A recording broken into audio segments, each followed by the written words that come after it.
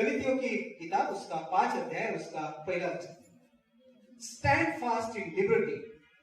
परमेश्वर का वचन हमें कहता है कि मसीह ने स्वतंत्रता के लिए हमें स्वतंत्र किया है, अंततः इसी में स्थिर रहो और दासत्व के जुए में फिर से न जुटो। प्रभु यीशु मसीह ने हमें स्वतंत्रता के लिए स्वतंत्र किया ताकि हम स्वतंत्र रहे, किसी भी प्रकार के बंधन में, किसी भी प्रकार के जाल में, किसी भी प्रकार के जो गुलामी है उसके अंदर हम न फंसे, हम स्वतंत्र रहे। इसलिए परमेश्वर का वचन कहता है कि मसीह ने हमें स्वतंत्रता के लिए स्वतंत्र किया है।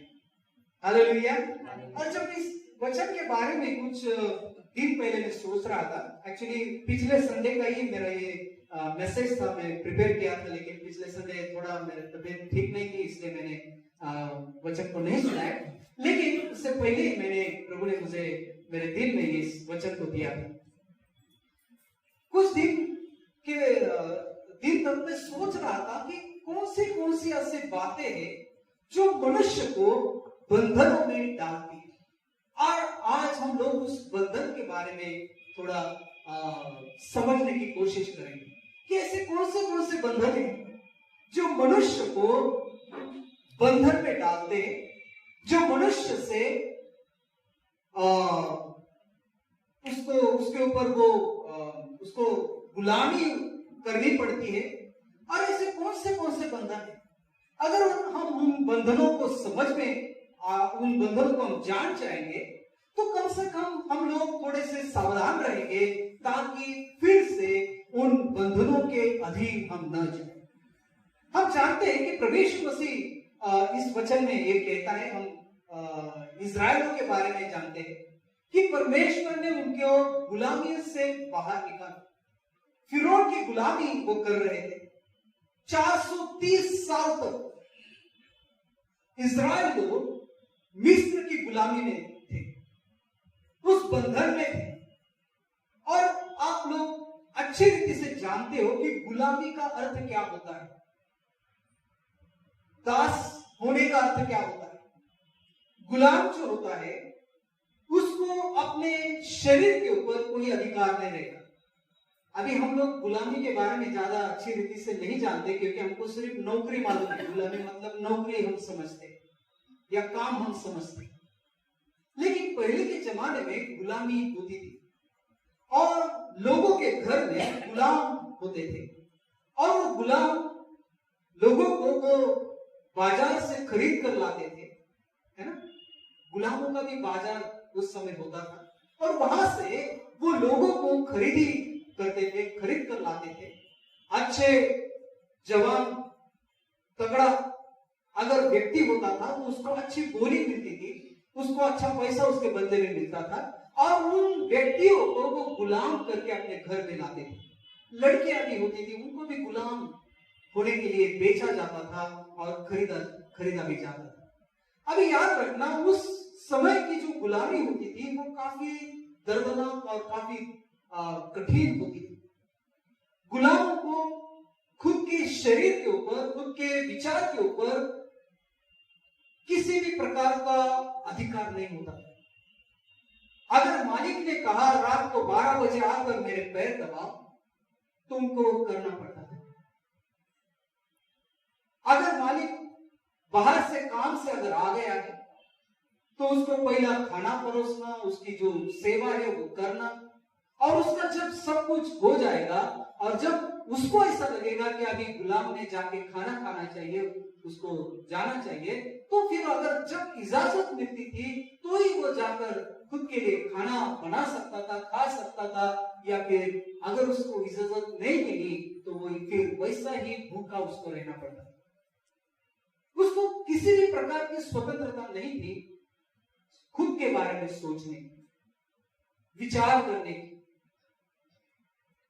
निर्णय लेने की, सोचने तक की उसको आजादी नहीं थी। गुलामी का मतलब पूरे रीति से जो भी मालिक है जिसका वो गुलामी कर रहा है, उसके स्वाधीन खुद को हो जाना, उसको समर्पित पूरी रीति से हो जाना। और इस प्रकार की गुलामी इस्राएल लोग 430 साल तक फिरौन और उनके लोगों की गुलामी करते थे। आपने 10 कमांडमेंट्स फिल्म शायद देखी होगी, अगर नहीं देखी तो देखिए। किस प्रकार से उनको ताड़ना किया जाता था अगर वो काम नहीं करते, किस प्रकार से उनको मारा जाता था, उनका कोई हक नहीं होता था, उनकी खुद की कोई संपत्ति नहीं होती। अगर मालिक को लगता है कि इस घर का जो दास है या दासी है उसको अच्छी लगती है, तो फिर लगता है तो फिर वो उसके घर से खींच कर वो लेके जा सकता है, क्योंकि उसके जीवन पर उसका कोई बस नहीं होता। और गुलामी काफी कठिन प्रकार की होती है। हमको सिर्फ नौकरी पता है, 8 घंटा काम करना है और तनख्वाह लेना है। फिर भी कभी कभी लोगों को ऐसा लगता है कि हम लोग गुलामी करते हैं, लेकिन नहीं, ये तो काम है। गुलामी का मतलब एक्चुअली हमको पता ही नहीं सही मायने। यहां पर बाइबल कहती है कि मसीह ने स्वतंत्रता के लिए हमें स्वतंत्र किया। प्रभु यीशु मसीह ने मनुष्य को स्वतंत्र किया। और किसने स्वतंत्र किया है? ताकि हम हमेशा के लिए स्वतंत्र रहे, किसी भी प्रकार की गुलामी हम न करें, किसी प्रकार का दास्य हम न करें। और इसलिए स्वतंत्रता के लिए वचन कहता है कि प्रभु यीशु मसीह ने हमें स्वतंत्र किया। गुलामी में रहने के लिए हमें नहीं छुड़ाया, उसने हमें पूरी रीति से स्वतंत्र किया। और इसमें वचन कहता है अंततः इसी में स्थिर रहो, उस स्वतंत्रता में स्थिर बने रहो और दासत्व के जुए में फिर से न जुटो। यहां पर 3 बातें। पहली बात कि मसीह ने हमें स्वतंत्र किया है। दूसरी बात किसने स्वतंत्र किया है? कि ताकि हम स्वतंत्र रहे, है ना? और उस स्वतंत्रता में ही हम बने रहे। और तीसरी बात, और दासत्व के जूते में फिर से न जुटो। इसका अर्थ यह होता है कि अगर प्रभु यीशु मसीह ने हमें स्वतंत्र किया है तो इसका मतलब क्या है? इसका अर्थ यह होता है कि हम किसी की गुलामी में थे, हम किसी व्यक्ति के, किसी के गुलामी हम करते थे। भले आपको लगता हो या नहीं लगता, भले आप समझते हो या न समझते हो, लेकिन फिर भी हम किसके तो भी गुलामी में हम रहते थे, हम गुलामी करते थे। यीशु मसीह ने हमें छुड़ाया। दूसरी बात, वचन कहता है कि उस स्वतंत्रता में हम बने रहो। अब यह हमारी रिस्पॉन्सिबिलिटी है, हमारा दायित्व है कि हम फिर से गुलामी में न जाए, फिर से उस जुए में न अटके जिसमें से प्रभु यीशु मसीह ने हमें छुड़ाया। और तीसरी बात, दासत्व के जूते में फिर से न जूतो। इसका अर्थ ये होता है, ये हमें इशारा दिया है प्रभु यीशु मसीह ने कि हम हो सकता है कि फिर से गुलामी में पड़ सकते हैं अगर हम ध्यान न रखें तो। यह हमें एक प्रकार का क्या है, इशारा है कि हम संभालें, हमें संभालना चाहिए कि हम फिर से गुलामी में न अटके। अभी किन बातों की गुलामी है हम थोड़े समय के लिए देखेंगे। मैं चाहता हूं कि एक दो वचन को आप पढ़े। निर्गमन उसका 1 अध्याय और उसका 13 और 14। हम देखते हैं कि इस्राएल लोग जो थे वो मनुष्य की गुलामी कर रहे थे, मिस्र के लोगों की, फिरौन की, उनके लोगों की वो गुलामी कर रहे थे। और उनकी गुलामी क्या थी, किस प्रकार के काम उनसे करवाते थे कि उनको ईंटें बनाने का काम था। मिस्र के लोगों के घर में उनकी स्त्रियां काम कर रही, उनके जो अधिकारी थे उनके घर में उनके जवान काम करते थे। और उतना ही नहीं, उनके द्वारा फिरौन ने काफी बड़े बड़े शहर उस समय बनवाए, क्योंकि उसके पास काफी लोग थे गुलामी करने वाले, इब्री लोग, इजरायली लोग, और इसलिए काफी बड़े बड़े शहर उस समय रामसेस जैसे बड़े बड़े शहर उन्होंने बनवाए। और वो शहर की जो दीवारें थी काफी ऊंची ऊंची थी, उसमें लगने वाले जो पत्थर थे इतने बड़े बड़े थे जिसका हिसाब हमने कभी किया नहीं, है ना। अकेला मनुष्य या फिर 10, 15 या 100 लोग भी उस पत्थर को हिला नहीं सकते थे। इससे बड़े बड़े पत्थर उन्होंने रखकर उस रामसेस शहर को उस समय बनाया, और काफी कठिन काम था। उतना ही नहीं, लेकिन उस शहर में जो फिर और जो इमारतें थी उनको बनाने के लिए जो ईंटें थी, उनका ईंटें बनाने का काम भी इन लोगों से करवाया जाता था, और ये काफी कठिन काम था। और इसलिए मनुष्य की गुलामी इस्राएल लोग उस समय करते थे। यूहन्ना की किताब उसका 8 अध्याय और 33 पद क्या कहता है, देखिए। यहां पर इस्राएल लोगों को ऐसा लगता था कि वो कभी किसी मनुष्य की गुलामी में नहीं थे, लेकिन वो भूल गए कि मनुष्य ने उनके ऊपर गुलामी की फिरौन के समय, है ना। प्रभु यीशु मसीह को वो उत्तर दे रहे कि हम अब्राहम के संतान हैं, हम किसी की गुलामी में नहीं रहते। लेकिन फिर भी सच्चाई तो ये थी कि इस्राएल लोग फिरौन की गुलामी, उसके लोगों की गुलामी करते थे। याद रखना, हम लोग मेनली 6 प्रकार की गुलामी के बारे में देख रहे हैं, महत्व की। उसके अंदर काफी बातें आती है गुलामी के, काफी चीजें है ना। उसको जो क्या कहते हैं उसको मालूम है मुझे, लेकिन उसके अंदर मेनली 6 बातें हैं, लेकिन उसके अंदर काफी अलग अलग बातें हैं। उनकी भी गुलामी मनुष्य करता है।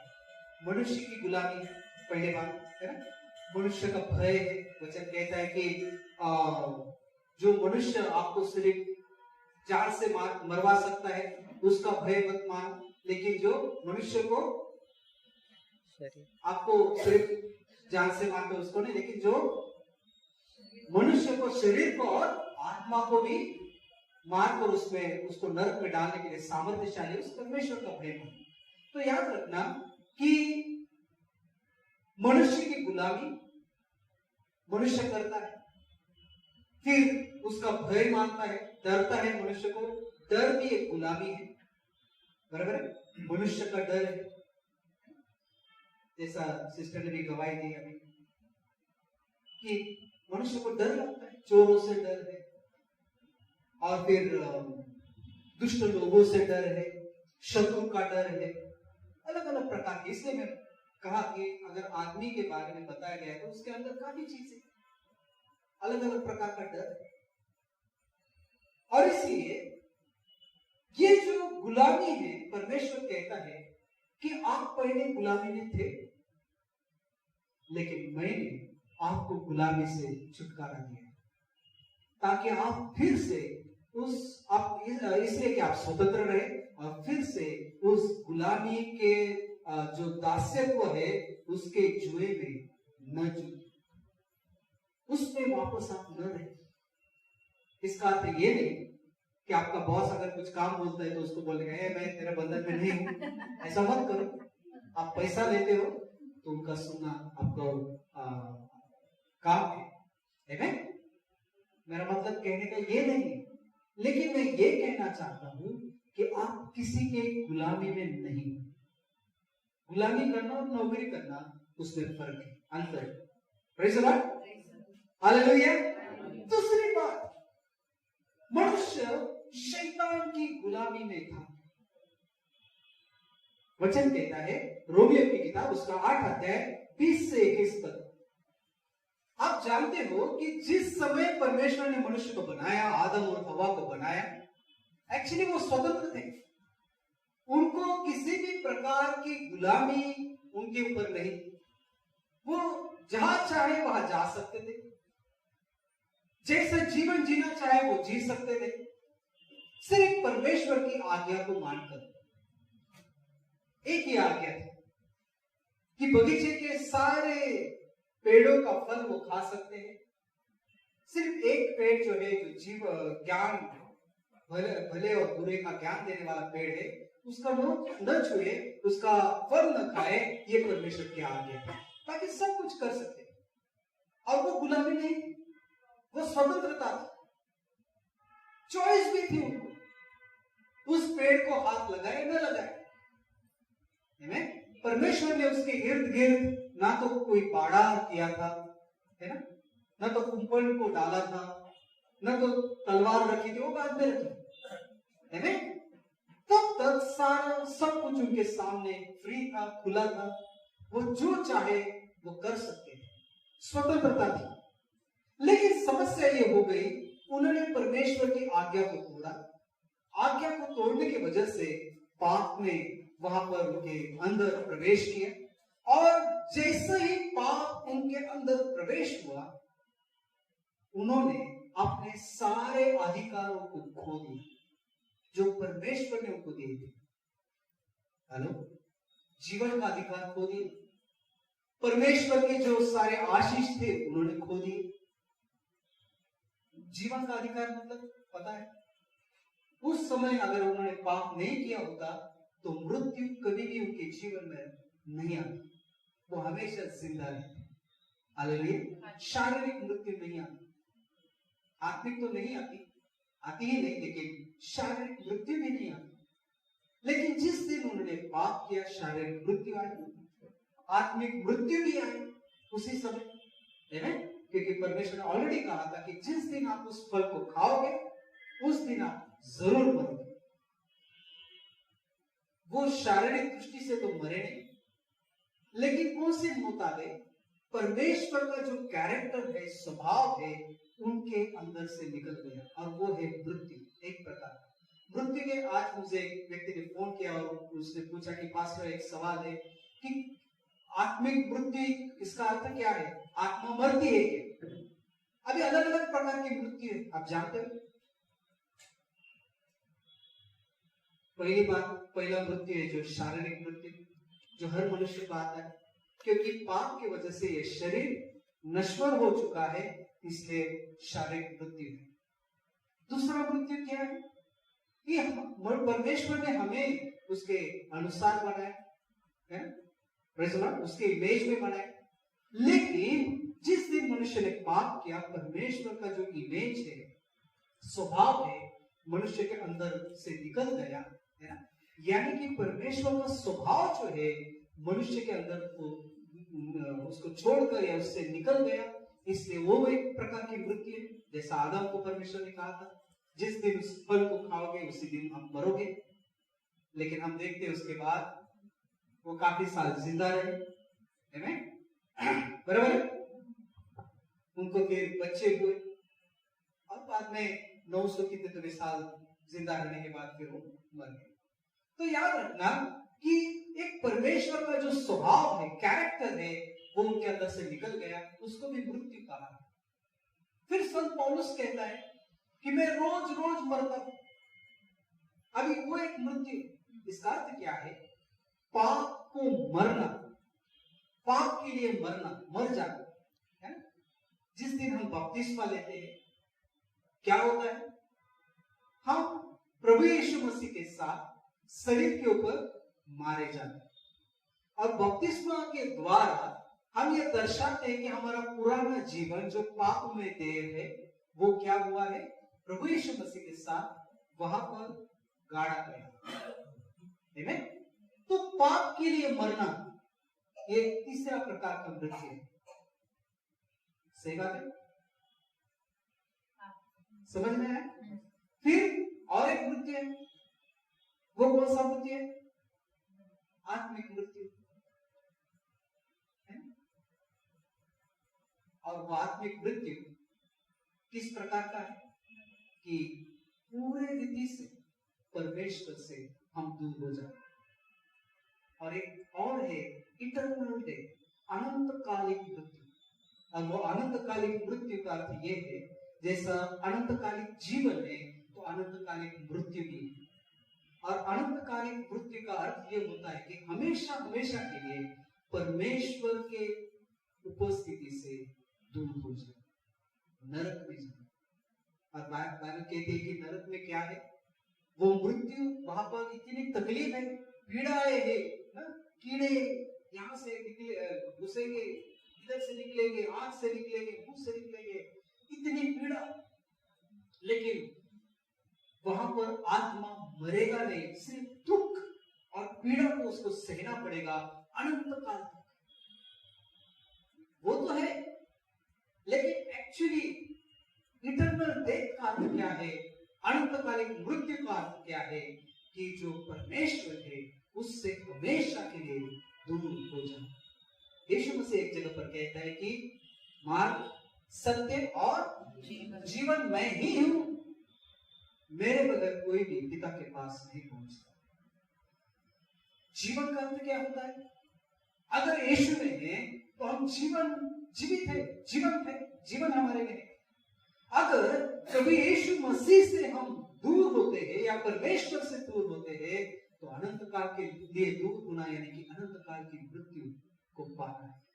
और इसलिए प्रिय याद रखना कि यहां पर हम देखते हैं कि परमेश्वर ने मनुष्य को जब बनाया, उसने सारे अधिकार, सब कुछ मनुष्य को दिया था। लेकिन मनुष्य ने क्या किया? पाप करने की वजह से जो भी अधिकार परमेश्वर ने मनुष्य को दिया था, उसने अपनी इच्छा से पाप करके उन सारे अधिकारों को गवा दिया।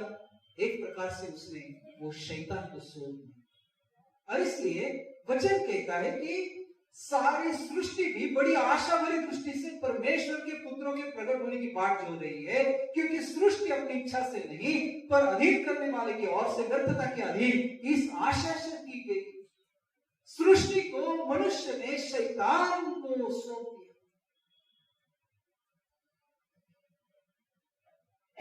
अपनी इच्छा से। अगर आप ये सोचते होंगे कि परमेश्वर ने ये कैसे होने दिया, तो हमारा परमेश्वर, उसने जब संसार को बनाया, सृष्टि को बनाया, पृथ्वी को बनाया, तो वो पृथ्वी के ऊपर राज करने के लिए परमेश्वर ने आदम और हवा को बनाया। उनको अधिकार था सारे पृथ्वी के ऊपर। वो मालिक थे इस पृथ्वी के, वो अधिकारी थे इस पृथ्वी के। मालिक बनने के बजाय मैं इतना कहूंगा कि अधिकारी थे। परमेश्वर ने उनको नियुक्त किया था। मालिक तो प्रभु है, लेकिन वो अधिकारी थे, स्टुअर्ड्स थे। उनका काम था कि उस पृथ्वी को, जो उसके ऊपर उसको अधिकार मिला है, तो उसको संभालना और सही ढंग से उसको चलाना। लेकिन पाप करने की वजह से शैतान ने उनके सारे अधिकार को चुरा लिया और वो बाद में सृष्टि शैतान के हाथ में गई। और इसलिए याद रखना कि सारे सृष्टि, इसलिए वचन कहता है क्योंकि सृष्टि बड़ी आशा भरी दृष्टि से परमेश्वर के पुत्रों के प्रकट होने की बात जो रही। पृथ्वी भी शैतान के वश में उस समय हो गए। मनुष्य भी शैतान के वश में हो गए, उसके गुलामी में वो आ गए। और इसलिए याद रखना कि मनुष्य के ऊपर उस समय से शैतान क्या कर रहा है? राज कर रहा है पाप के द्वारा, है ना। उसने पाप को हथियार बनाया ताकि उसके द्वारा वो मनुष्य के ऊपर राज कर सके। और इसलिए हमें ये समझना चाहिए कि इसलिए एक जगह पर वचन कहता है कि जब पुत्र आपको स्वतंत्र करेगा तो आप सचमुच के स्वतंत्र हो जाओगे। जब तक पुत्र आपको स्वतंत्र नहीं करता, आप स्वतंत्र नहीं। हम ऐसे देश में रहते हैं कि जो स्वतंत्र हुआ है ना। स्वतंत्रता क्या है, हम इस देश के जो पुराने लोग हैं वो जानते हैं अच्छी रीति से। जब ब्रिटिश अंग्रेजों की गुलामी में ये देश था, फिर लोगों ने, हमारे क्रांतिवीरों ने उसके लिए काफी संघर्ष किया। उसके बाद हम जानते हैं कि ये देश स्वतंत्र हुआ। लेकिन बाइबल कहती है कि जब कोई मनुष्य पाप करता है तो वो पाप का गुलाम है, दास है।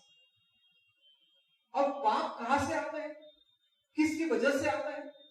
शैतान की वजह से आता है। शैतान ने वो लाया मनुष्य के जीवन में, और उसके द्वारा वो मनुष्य के जीवन के ऊपर अधिकार करता है। समझ में मैं क्या कह रहा हूं?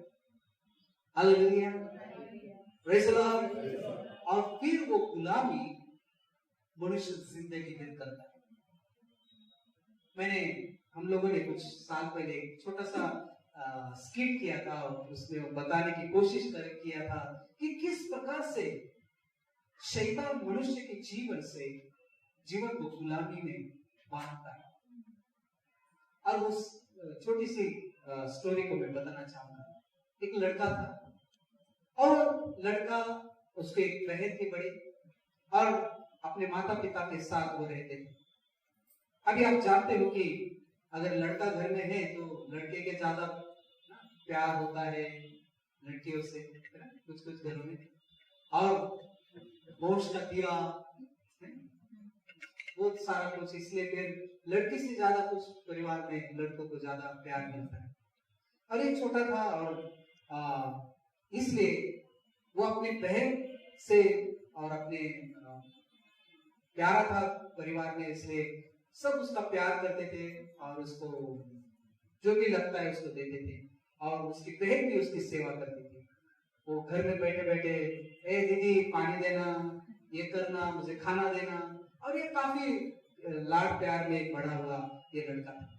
और ये बहन उसको बोलती थी, अरे मैं सब कुछ करूं क्या, है ना, तेरे बाजू में है, रिमोट देना, ये करना, वो करना। अब वो काफी परेशान हो गई उसकी बहन। और एक दिन क्या हुआ कि ये लड़का बाहर खेल रहा था, और खेलते खेलते उसने हाथ में पत्थर लिया, और पत्थर लेकर वैसा फेंकने लगा। तो वो पत्थर, उनके घर में काफी मुर्गियां थी पाली हुई, तो उस मुर्गी को पत्थर लग गया और मर गई। और ये लड़का बहुत डर गया कि अगर ये मम्मी को पता चलेगा या फिर डैडी को पता चलेगा तो अच्छी मार पड़ेगी। और इसलिए उसने क्या किया, डर कर उस इधर उधर देखा, किसी ने देखा नहीं, और फिर जाके उसने गड्ढा किया। काफी मुर्गियां थी, उसने सोचा एक मुर्गी मर गई, किसको पता चलेगा। उसने गड्ढा किया और उस मुर्गी को उस गड्ढे में डालकर वापस मिट्टी उसके ऊपर डाल। उसको ऐसा लगा कि अभी कुछ नहीं हो। और फिर उसने इधर उधर देखा, किसी ने देखा नहीं, जल्दी से घर में आया और फिर बैठा सोफे के ऊपर। उसने बोला, दीदी मैं थक गया, मुझे पानी लाके दो। उसके दीदी ने बोला, मैंने लाती, जाकर लेके आ। तो उसने बोला कि मैं मम्मी को बोल दूंगा अगर तूने पानी नहीं दिया। उसने कहा, चाचा बोल दे, मम्मी कुछ नहीं बोलेगी। देखा दीदी, मैं सचमुच बोलता हूँ, मैं मम्मी को बोल दूंगा, क्योंकि तुम मुझे पानी नहीं दे रही, मेरे काम नहीं करती हो। उसने कहा, अच्छा मम्मी को बोलेगा, मैं भी बोलती हूँ तूने क्या किया। मैंने देखा तू मुर्गी को मार डाला और गड्ढे में छिपा दिया। और लड़का इतना डर गया, वो चुपचाप से उठा जाकर पानी पिया। बहन बोली, अच्छा हो गया अभी। और फिर उसने कहा, उसका नाम बट्टी था, बट्टी चल झाड़ू लगा। उसने कहा, मैंने लगाऊंगा, तेरा काम है। अच्छा मेरा काम है, बता दो क्या किया तुमने। और वो लड़का डर गया, और उसने चुपचाप से झाड़ू उठाया, घर झाड़ने, घर को झाड़ू लगा। फिर कुछ देर के बाद उसने बोला कि बट्टी अभी तुझे पानी भी भरने को मदद करना है। उसने कहा, दीदी अभी ये ज्यादा हो गया, मैं पानी नहीं भरूंगा, ये तेरा काम है, मैं नहीं करूंगा। उसने कहा, अगर तू नहीं करेगा तो फिर मुर्गी। और इस रीति से इसकी बड़ी बहन बट्टी की उसके और से सारे काम वो करवाने लगी, और वो मस्त बैठ के टीवी देखने लगी।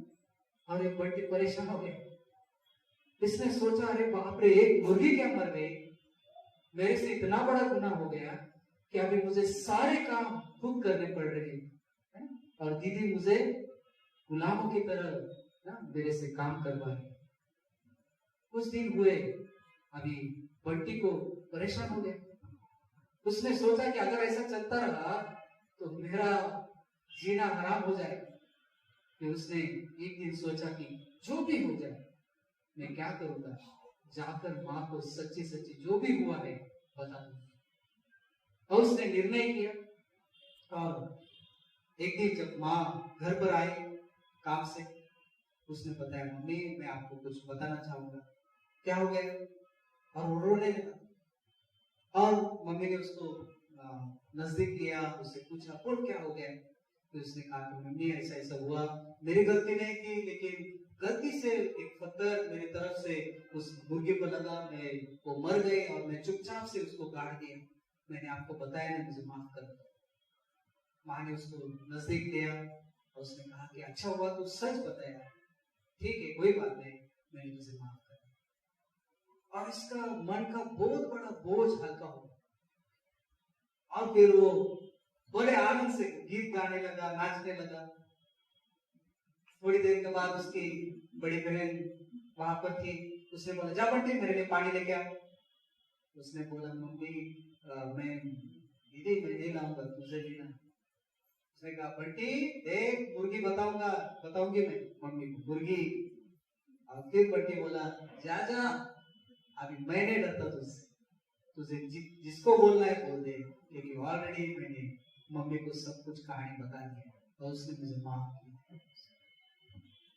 घटना स्टोरी छोटी सी, लेकिन हम एक चीज को देखते कि शैतान इसी प्रकार से वो जानता है कि हम पापी हैं, और जब हम पाप के ये वो समझ जाता है तो वो उस पाप के द्वारा वो हमसे काफी काम हमसे करवाता है, काफी गलत का, झूठे का, और उस बंधन में हमें डालकर हमारे जीवन से काफी बातें को करवा लेता है। और इसलिए अगर उस बंधन में हम रहे, परमेश्वर के और हम न मुड़े, पश्चाताप न करें, तो वो बंधन टूटता नहीं है, लेकिन उस बंधन में हमेशा के लिए हम जकड़े रहते हैं। समझ में आए? शैतान इसी प्रकार से हमसे गलत काम करवाता है। एक झूठ छुपाने के लिए वो दूसरा झूठ हमसे बुलवा देता है। एक गलत काम उसको छिपाने के लिए वो दूसरा गलत काम हमसे करवाता है। और इस प्रकार से वो हमें एक गुलामी में, है ना, एक दास्य के जाल में वो फंसा देता है। वो हमारे जीवन से गलत काम करवा लेता है। और इसी प्रकार से हुआ, आदम ने एक गलती की, लेकिन उस गलती का परिणाम ये हुआ कि उस समय से मनुष्य शैतान के जाल में फंस गए। और इब्रानियों की किताब उसका 2 अध्याय 14-15 पद को भी हम पढ़ेंगे। याद रखना, शैतान का और एक गुलामी है, और वो है मृत्यु। उसके द्वारा वो मनुष्य के जीवन के ऊपर राज करता है। हेलो, इसलिए बाइबल कहता है कि आखिरी जो हमारा शत्रु है वो कौन है? मृत्यु है। और उस मृत्यु को प्रभु हटा देगा, नष्ट करेगा, और उस मृत्यु के बंधन से हमें पूरी रीति से छुटकारा देगा। काफी साइंटिस्ट लोग प्रयत्न कर रहे हैं कि मृत्यु के ऊपर विजय कैसे पा सकते हैं, मृत्यु के अगर मनुष्य मर गया तो उसको फिर से कैसा जिलाया जा सकता है, लेकिन ये कोई नहीं कर सकता सिवाय परमेश्वर के। आमीन। और इसलिए एक दिन वो निश्चित रूप से उस मृत्यु को भी हरा देगा, जिसके भय में सारे संसार के लोग जीवन जीते। ऐसे वचन कहता है कि मृत्यु का जो भय है, उस मृत्यु के भय में हम शैतान की गुलामी करते हैं पाप के द्वारा, है ना? क्योंकि वचन कहता है कि पाप की मजदूरी तो क्या है? मृत्यु है, उसका परिणाम मृत्यु है। और इसके वचन कहता है कि शैतान का जो बंधन है वो किस प्रकार से मनुष्य के जीवन पर शैतान ने डाला। दूसरा बंधन हम देखें। तीसरा बंधन क्या है? गुलामी क्या है? फॉल्स रिलीजन, झूठा धर्म। या फिर हम देखते गलती की किताब उसका 2 अध्याय 4 वचन, गलती की पुस्तक उसका 2 अध्याय 4, ये उन झूठे भाइयों के कारण हुआ जो चोरी से घुस आए थे, कि उस स्वतंत्रता का जो मसीह यीशु में हमें मिली है भेद लेकर हमें दास बनाए।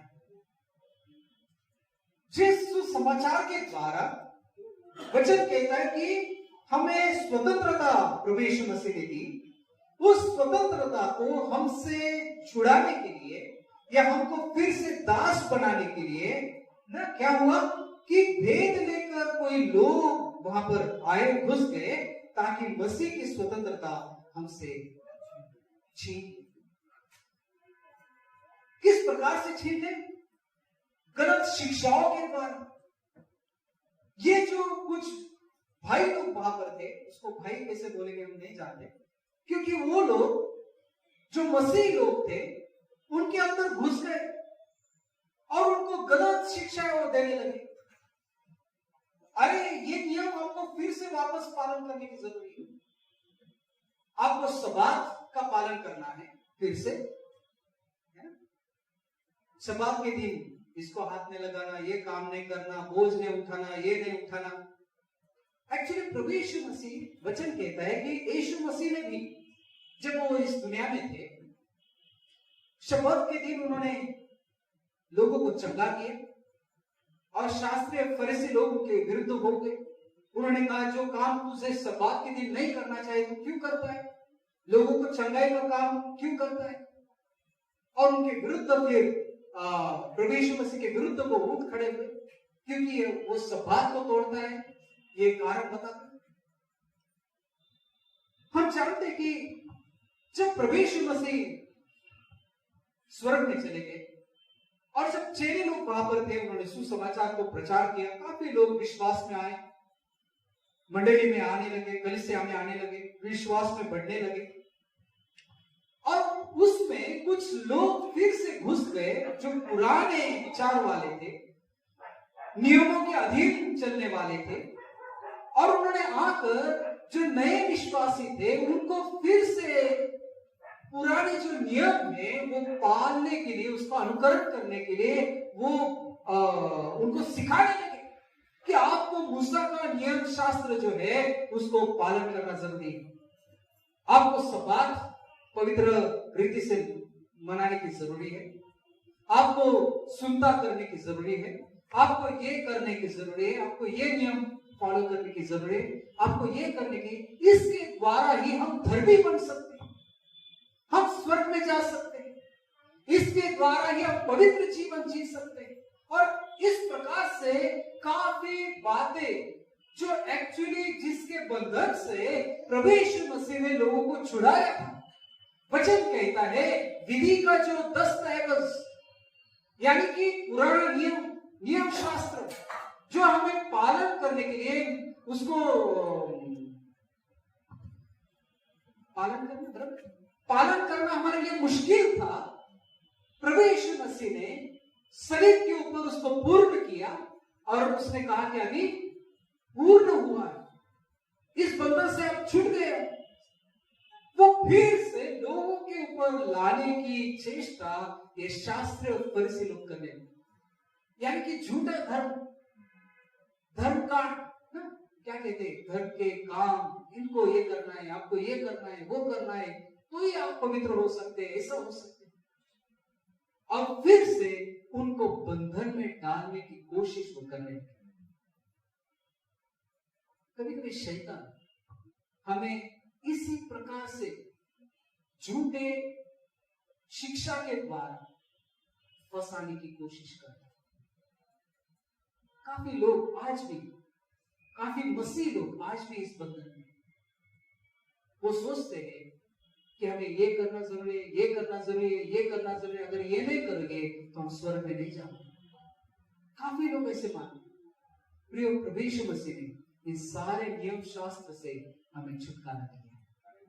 Hallelujah, praise the Lord. नियमों के बंधन में हम नहीं है।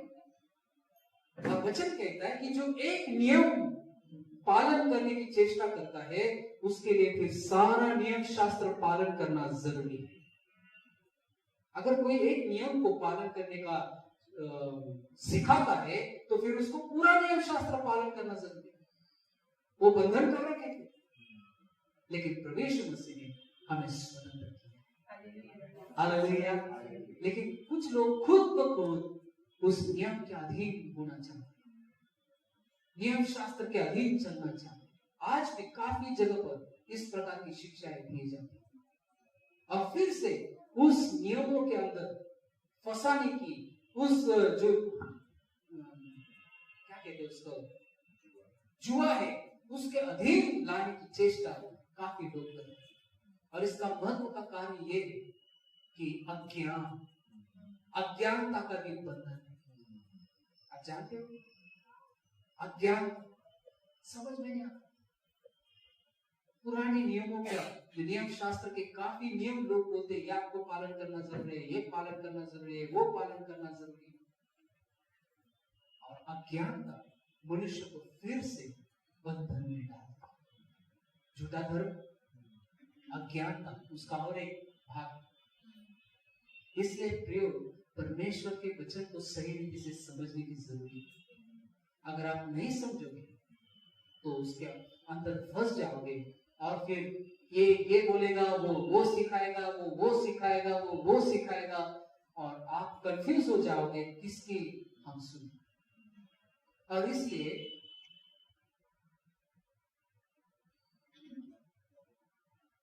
ज्यादा भागदौड़ भी मत करो, थोड़ा इसका सुनो, उसका सुनो। कुछ लोगों को इतना आदत है कि YouTube के ऊपर इसका मैसेज, उसका मैसेज, और फिर अंदर सारा खिचड़ी बन जाता है।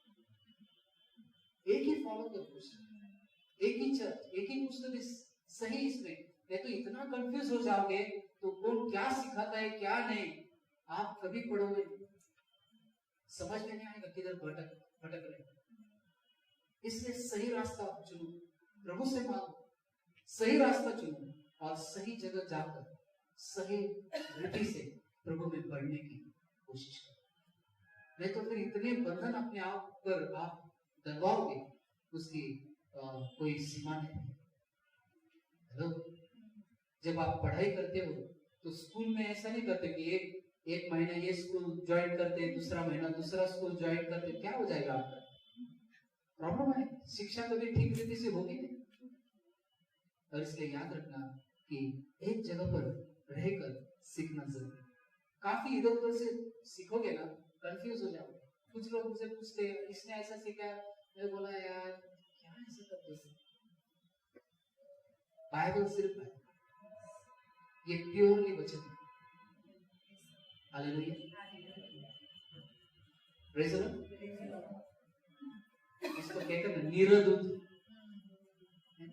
निरदूताची अपेक्षा करें। निरदूत अगर कोई है तो ये सिर्फ है। इसको पढ़ो, पवित्र आत्मा से पूछो, पवित्र आत्मा आपको सहायता करे।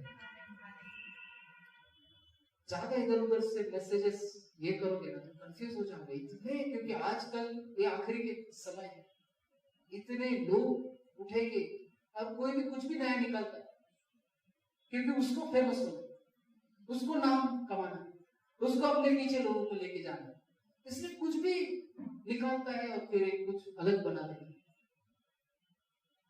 इसलिए बहुत संभालना जरूरी आखिरी के दिनों में। हालेलुया। और YouTube और WhatsApp, इसको तो बहुत संभालना, उसमें क्या क्या आता है, इधर से ये उधर से ये, इसने ये सिखाया वो सिखाया, लेकिन एक्चुअली बाइबल क्या सिखाती है वो समझने की जरूरत है। आमीन, हालेलुया। इसलिए फॉल्स टीचिंग, अज्ञानता, ये भी एक बंधन है जो मनुष्य के ऊपर हावी होता है। आजकल का तो ऐसा समय हुआ है कि यीशु मसीह से ज्यादा बड़े हो गए प्रीचर में, और लोग प्रभु की सुनने के बजाय उनकी सुनते, और ये ज्यादा खतरनाक है। अंधभक्त जिसको बोलते हैं, वैसा हुआ है अपने इसमें भी, क्रिश्चियनिटी। इससे काफी संभालने की जरूरत है। मैं भी अगर कुछ गलत सिखाता हूँ तो आपको समझना चाहिए कब किस रीति से आपको वचन पढ़ने की जरूरत है। ब्लाइंडली फॉलो मत करो मुझे, पढ़ो उसी प्रकार का वचन कहता है या नहीं, अगर नहीं है तो मत मानो मेरे को। इससे ये काफी डेंजरस है। आखिर के दिनों में ऐसा होने जा रहा है, बाइबल का वचन हमें बताता है। फिर और एक बात है, गलती की किताब उसका 5 अध्याय 1 वचन में हमने पढ़ा कि मसीह ने हमें स्वतंत्रता के लिए स्वतंत्र किया, इसलिए आप स्थिर रहो और दासत्व के जूते में मत झूठना। नियम शास्त्र जो है वो भी एक हमें बंधन में डालता है।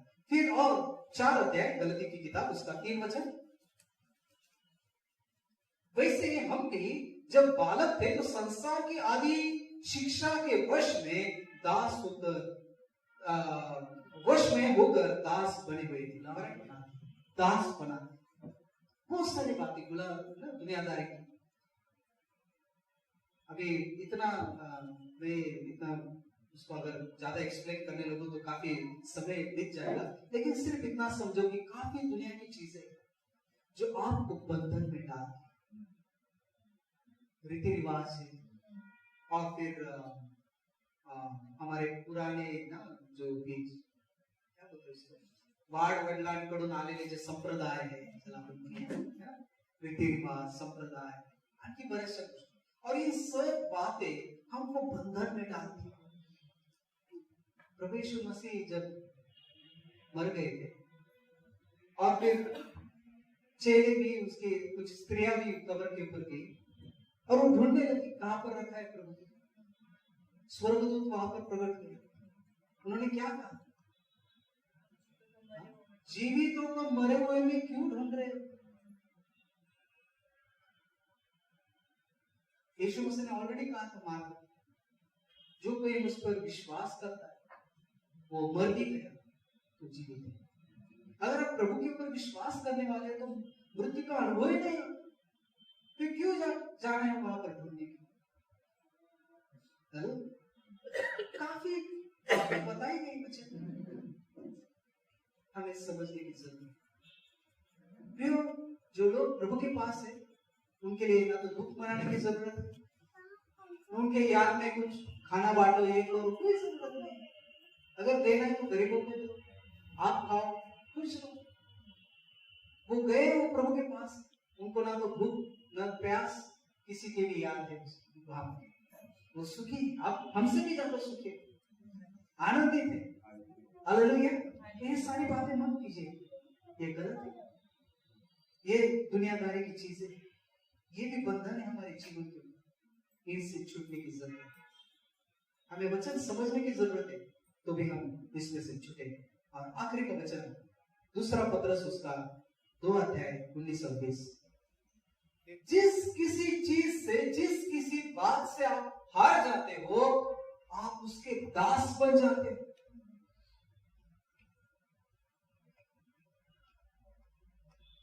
कितनी गंभीर बात है। कौन सी चीज आपको जीवन में हराती है? क्या आप उसके दास हैं? बाइबल कहती है कि हम जयवंत से भी बढ़कर हैं। हालेलुया। यीशु मसीह ने हमें विजय दिया है, हमें स्वतंत्र किया है, लेकिन हम विजयशाली हैं, हम जयवंत से भी बढ़कर हैं। We are more than victorious. विजय अलग और मोर देन विक्टोरियस वो अलग। इसका अर्थ ये होता है कि विजय प्राप्त करने के बाद जो सेलिब्रेशन है वो हम करते हैं। विजय तो ऑलरेडी परमेश्वर मसीह ने हमें दे दी। हम विजय के लिए नहीं लड़ते, हम विजय में लड़ते हैं। हालेलुया। और इसमें याद रखना कि वचन बहुत ही गंभीर रीति से हमें बताता है कि वे उन्हें स्वतंत्र करने की प्रतिज्ञा तो करते हैं, पर आप ही सराहना के दास है, क्योंकि जो व्यक्ति जिससे हार गया है वो उसका दास बन जाता है। अगर निराशा में आप हो, निराशा ना डिप्रेशन में आप हो, वो आपको हरा देता है, तो आप उसके दास को गुलाम हो। अगर किसी कौन सी आदत आपके जीवन में है, उससे आप छुटकारा नहीं पा सकते हो, तो आप उसके गुलाम हो, दास हो। किसी नशा करते हो, आप उसके गुलाम हो, दास हो, क्योंकि आपके ऊपर वो हावी है, वो आपको कंट्रोल करता है, आपके मन को, आपके विचार को, आपके आत्मा को, आपके शरीर को। सामाजिक बंधन ही मैंने बताया, ये जस्ट मैं बंधन में बता रहा हूं 6, लेकिन इसके अंदर काफी सारे बंधन है, विचार है, मोबाइल या कुछ और बातें जिसके ऊपर आप कंट्रोल नहीं कर सकते हो, आप उसके गुलाम हो, दास हो। और इसलिए वचन कहता है कि कोई, क्योंकि जो व्यक्ति जिससे हार गया वो उसका दास बन जाता है। आप किसके दास हो?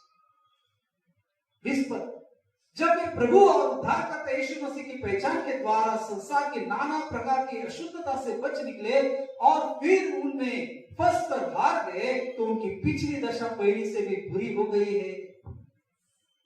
हारना हमारे लिए नहीं लिखा, और इसलिए प्रकाशित वाक्य के हर एक चर्च को, कलीसिया को प्रभु कहता है, जो कोई विजय को प्राप्त करता है उसको मैं वो पत्थर दूंगा, उसका वो खंबा होगा, उसके ऊपर नाम होगा, उसको जीवन का मुकुट मिलेगा, ये मिलेगा ना। हारने वाले को कुछ नहीं मिलने वाला, हारने वाला वहां पर पहुंचेगा भी। विजय को प्राप्त करना है, आप जिस भी बंधन में हो, अगर आप उसके ऊपर विजय नहीं प्राप्त करते हो तो वहां पर पहुंचना काफी मुश्किल है।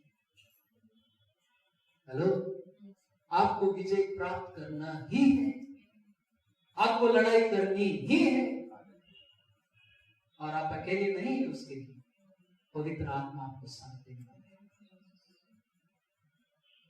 यीशु मसीह में हम जयवंत से भी बढ़कर, हालेलुया। याद रखना, ये सारे बंधन मनुष्य के जीवन में होते हैं।